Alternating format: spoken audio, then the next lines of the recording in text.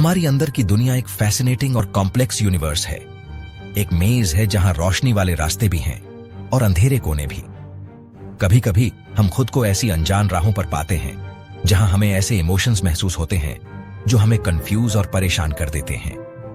Anxiety और panic attack इन्हीं दो एक्सपीरियंसेस में से हैं जो कॉमन होते हुए भी अक्सर कंफ्यूज कर दिए जाते हैं और गलत समझे जाते हैं। इस इमोशनल मेज को नेविगेट करने के लिए एक कंपास और एक मैप की जरूरत होती है जो हमें यह समझने में मदद करे कि हमारे साथ क्या हो रहा है। एंग्जाइटी और पैनिक अटैक के बीच का फर्क समझना सिर्फ हमारे फीलिंग्स को सही नाम देना नहीं है, बल्कि इन इमोशंस को मैनेज करना सीखने और अपनी फीलिंग्स का कंट्रोल वापस पाने की पहली सीढ़ी है।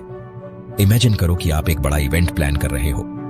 सब कुछ ठीक होगा या नहीं इसकी चिंता, पेट में महसूस होने वाली वो टेंशन और दिमाग में बार बार डिटेल्स का घूमना, यही एंग्जाइटी है।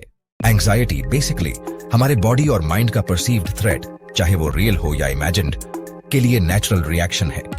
जब हम किसी चैलेंज का सामना करते हैं, जैसे कोई जॉब इंटरव्यू, कोई इंपॉर्टेंट एग्जाम या पब्लिक स्पीकिंग, तो यह वो अंदरूनी इंजन है जो स्टार्ट हो जाता है। यह एक फ्यूचर फोकस्ड इमोशन है, एक कंटिन्यूअस चिंता कि क्या हो सकता है। इसे एक अलार्म की तरह समझो जो हमें पोटेंशियल डेंजर के बारे में बताता है ताकि हम प्रिपेयर हो सकें। थोड़ी एंग्जाइटी हेल्पफुल होती है, यह हमें अडेप्ट करने में मदद करती है। लेकिन जब यह अलार्म अटक जाता है और लगातार बजता रहता है, तब भी जब कोई रियल डेंजर ना हो तो प्रॉब्लम आती है।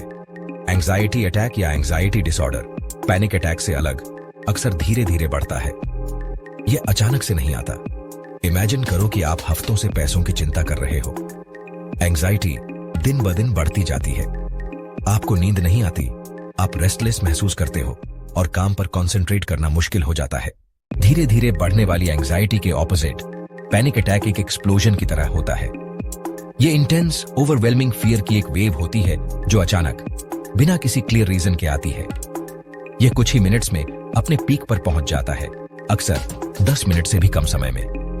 जिन लोगों ने इसे एक्सपीरियंस किया है वे कहते हैं कि यह उनके लाइफ के सबसे डरावनी चीजों में से एक है। ऐसा लगता है जैसे आप तुरंत मरने वाले हो। आप कंट्रोल खो दोगे, पागल हो जाओगे या आपको हार्ट अटैक आ जाएगा। और यह सब तब होता है जब कोई रियल डेंजर नहीं होता। इमेजिन करो कि आप आराम से सुपरमार्केट में फ्रूट्स चुन रहे हो। अचानक बिना किसी वार्निंग के आपका हार्ट तेजी से धड़कने लगता है। आप सांस नहीं ले पाते, आपको ठंडे पसीने आते हैं और आप बहुत डिजी महसूस करते हो।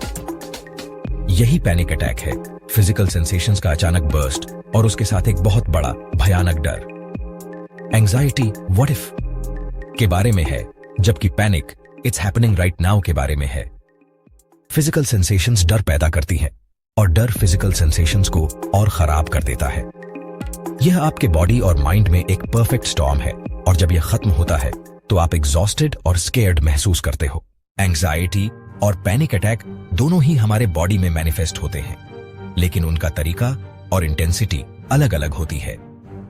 जब आप जनरली एंग्शियस होते हो तो फिजिकल सेंसेशंस अक्सर लंबे समय तक रहती हैं और कम इंटेंस होती हैं।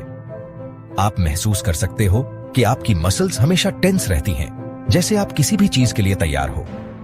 Tension headaches, stomach x, nausea या गले में लंप महसूस होना कॉमन है। टायर्ड महसूस करना, सोने में मुश्किल होना या रेस्टलेस होना भी आम है। ये संकेत हैं कि आपकी बॉडी लंबे समय तक हाई अलर्ट पर है। यह ऐसा है जैसे आपकी बॉडी हमेशा एनर्जी सेविंग मोड पर है, लेकिन इंजन लगातार चल रहा है, जिससे सब कुछ धीरे धीरे वर्न आउट हो रहा है। पैनिक अटैक में फिजिकल सेंसेशंस बिल्कुल अलग होती है। वे सडन, एक्सप्लोसिव और एक्सट्रीमली इंटेंस होती हैं। बॉडी ऐसे रिएक्ट करती है जैसे वह एक डेडली थ्रेट का सामना कर रही हो। सबसे कॉमन और डरावनी सेंसेशंस में से एक हार्ट पैल्पिटेशंस या पाउंडिंग हार्ट है, जहां आपको लगता है कि आपका दिल इतनी तेजी से और जोर से धड़क रहा है कि वह आपकी चेस्ट से बाहर आ जाएगा। इसके साथ आपको सांस लेने में मुश्किल या चोकिंग सेंसेशन भी हो सकती है। एंग्जाइटी और पैनिक के इमोशनल मैनिफेस्टेशंस भी क्लियर डिफरेंसेस दिखाते हैं। हालांकि दोनों में फियर एक मेन एलिमेंट होता है। जब आप एंग्शियस होते हो तो मेन फीलिंग वरी होती है। यह फ्यूचर में क्या हो सकता है उसके बारे में अनीज और एप्रीहेंशन की स्टेट है। आपके थॉट्स बुरे और भयानक विचारों के लूप में फंस जाते हैं। व्हाट इफ मेरा एग्जाम क्लियर नहीं हुआ? व्हाट इफ मुझे जॉब से निकाल दिया गया? व्हाट इफ मेरा बच्चा बीमार हो गया? यह कांस्टेंट ओवरथिंकिंग आपको इरिटेबल, कंसंट्रेट करने में मुश्किल और मेंटली एग्जॉस्टेड महसूस कराती है। एंजाइटी की इमोशनल फीलिंग एक रेडियो की तरह है जो बैकग्राउंड में लगातार बज रहा है, जिसका स्टेशन ठीक से ट्यून नहीं हुआ है। नॉइज हमेशा वहीं रहता है। यह आपको डिस्ट्रैक्ट करता है, इरिटेट करता है और आपको जो आप कर रहे हो उसका पूरी तरह से एंजॉय करने से रोकता है। पैनिक अटैक में फीलिंग वॉरी नहीं बल्कि प्योर और अटर टेरर होती है। यह एक शार्प, गट रेंचिंग फियर है जो आपको अभी महसूस हो रहा है। आपका ब्रेन इंटेंस फिजिकल सेंसेशंस को क्लियर एविडेंस के रूप में इंटरप्रेट करता है कि कुछ भयानक अभी हो रहा है। आपके थॉट्स कैटास्ट्रोफिक और इमीडिएट होते हैं। मैं मरने वाला हूं, मुझे हार्ट अटैक आ रहा है, मैं कंट्रोल खो रहा हूं, मैं पागल हो रहा हूं। ये थॉट्स फ्यूचर के बारे में नहीं होते बल्कि राइट हियर राइट नाउ के बारे में होते हैं। हालांकि हमने देखा है कि वे अलग अलग एक्सपीरियंसेस हैं। यह समझना आसान है कि एंजाइटी और पैनिक को अक्सर क्यों कंफ्यूज कर दिया जाता है। दोनों में एक कॉमन ग्राउंड है। वे दोनों हमारे बॉडी के फियर रिस्पॉन्स हैं। एंजाइटी के पीक पर और पैनिक अटैक के दौरान हम दोनों में सिमिलर फिजिकल सिम्टम्स एक्सपीरियंस कर सकते हैं, जैसे racing heart, shortness of breath या स्वेटिंग। की डिफरेंसेस 3 फैक्टर्स में है: ऑनसेट, ड्यूरेशन और इंटेंसिटी। एंजाइटी धीरे धीरे डेवलप होती है और घंटों, दिनों या हफ्तों तक रह सकती है। Panic attack on the other hand sudden और अक्सर अनएक्सपेक्टेड होता है। यह कुछ ही मिनट्स में अपनी पीक इंटेंसिटी तक पहुंच जाता है और आमतौर पर बहुत कम समय तक रहता है, 10 से 30 मिनट के बीच। एक और की डिस्टिंक्शन ट्रिगर है। एंजाइटी फ्यूचर की चिंताओं से ट्रिगर होती है। पैनिक अटैक हालांकि फियरफुल सिचुएशन से ट्रिगर हो सकता है। अक्सर ऐसा लगता है जैसे ये आउट ऑफ नोवेयर आ गया हो। एक बार जब यह हो जाता है तो फ्यूचर अटैक्स के लिए मेन ट्रिगर फिजिकल सिम्टम्स का डर खुद बन जाता है। पर्सन अपने हार्ट रेसिंग से डरने लगता है, उन्हें एक नए अटैक की शुरुआत के रूप में इंटरप्रेट करता है। जब आप पैनिक अटैक या बहुत सीरियस एंजाइटी के पीक पर होते हो तो आपको लग सकता है कि आप कभी कंट्रोल वापस नहीं पा सकोगे। लेकिन कुछ चीजें हैं जो आप कर सकते हो जो आपको इससे निकलने में मदद करेंगी। सबसे पहली और सबसे इंपॉर्टेंट चीज है याद रखना और खुद से कहना, यह पैनिक अटैक है या एंजाइटी है। यह बहुत अनकंफर्टेबल है लेकिन यह डेंजरस नहीं है, यह चला जाएगा। सबसे पावरफुल टूल्स में से एक ब्रीदिंग कंट्रोल है। बेली ब्रीदिंग या डायफ्रैग्मेटिक ब्रीदिंग ट्राई करो। एक हाथ अपने स्टमक पर रखो, नाक से धीरे धीरे सांस अंदर लो, 4 तक गिनो, 1 सेकंड के लिए सांस रोको, फिर मुंह से धीरे धीरे सांस बाहर छोड़ो, 6 तक गिनो। अपनी सांस की रिदम पर फोकस करने से आपका ध्यान डरावने विचारों से हट जाता है और आपके नर्वस सिस्टम को शांत करने में मदद मिलती है। एक और इनक्रेडिबली हेल्पफुल टेक्निक है अपनी सेंसेस का इस्तेमाल करके खुद को ग्राउंड करना, जिसे 5-4-3-2-1 टेक्निक भी कहते हैं।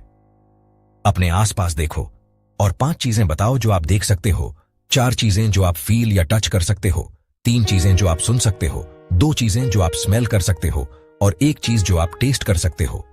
अगर आप किसी ऐसे व्यक्ति के साथ हो जिसे पैनिक अटैक आ रहा है तो आपकी काल्मनेस उनके लिए सबसे अच्छी सपोर्ट है। एक सॉफ्ट जेंटल वॉइस में बात करो। उन्हें बताओ कि आप समझते हो कि वे क्या एक्सपीरियंस कर रहे हैं। मुझे पता है कि यह बहुत डरावना है, लेकिन मैं तुम्हारे साथ हूं और तुम सेफ हो। किसी को भी अकेले एंजाइटी या पैनिक का सामना करने की जरूरत नहीं है। हम इंसान सोशल बीइंग्स हैं और हमारी इमोशनल वेलबीइंग दूसरों के साथ हमारे कनेक्शन से जुड़ी हुई है।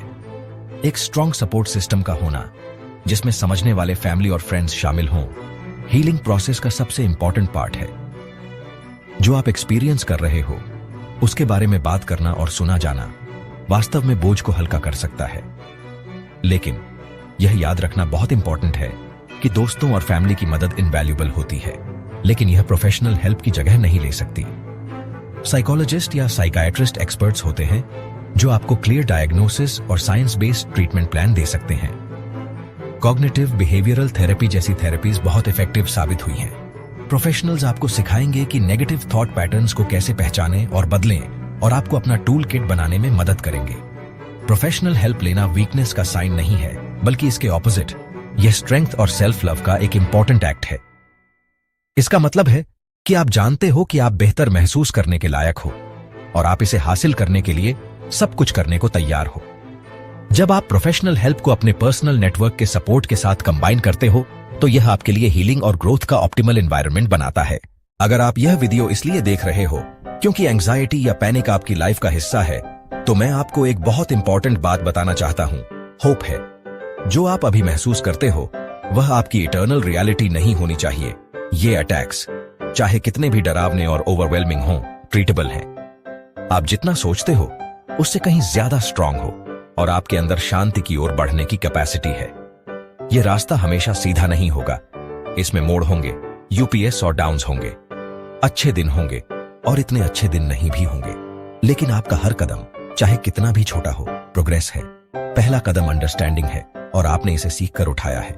अब आप कंटिन्यूअस एंजाइटी और सडन पैनिक के बीच का फर्क जानते हो। यह नॉलेज आपको एम्पावर करती है। अगला कदम एक्शन है। प्रोफेशनल हेल्प लो, अपने लव्ड वन से बात करो और कुछ रिलैक्सेशन टेक्निक्स प्रैक्टिस करना शुरू करो। आपको एक साथ सब कुछ करने की जरूरत नहीं है।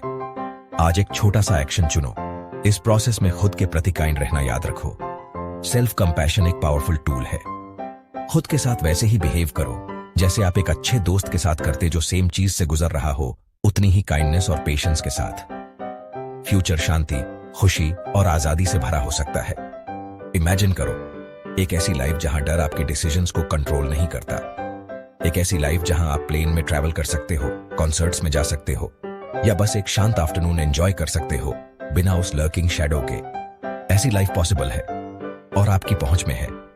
जर्नी आज से शुरू होती है, खुद की केयर करने, हेल्प लेने और अपनी हीलिंग कैपेसिटी पर ट्रस्ट करने के डिसीजन से।